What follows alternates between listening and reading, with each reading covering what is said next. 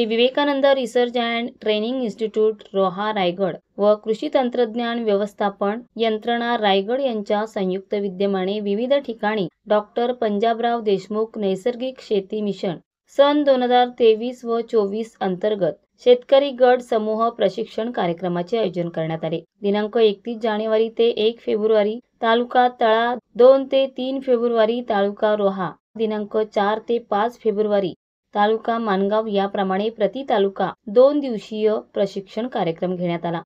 कार्यक्रमास कृषी विभाग टीम व VRTI टीम यांनी विशेष मेहनत घेतली। प्रशिक्षणामध्ये प्रमुख मार्गदर्शन डॉक्टर संदीप कांबळे, कृषी विज्ञान केंद्र बारामती, सेंद्रिय शेती तज्ज्ञ यांच्या मार्गदर्शनाखाली घेण्यात आले।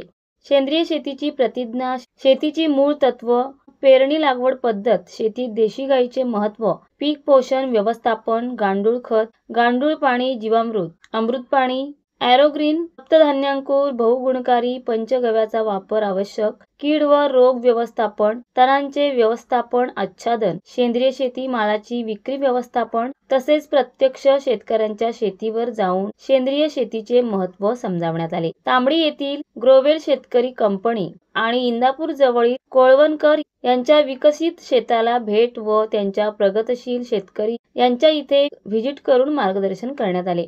तालुका रोहा, तळा, मानगाव या 3 तालुक्यांमध्ये मोठ्या प्रमाणात जनजागृती करण्यात आली। एकूण 250 पेक्षा जास्त शेतकरी कार्यक्रमामध्ये सहभागी झाले होते। कार्यक्रम यशस्वी करण्यासाठी Shri Vivekanand research and training institute Roha संस्थेचे प्रमुख श्री रुळेकर साहेब यांच्या मार्गदर्शनाखाली संपूर्ण टीमने मेहनत घेतली।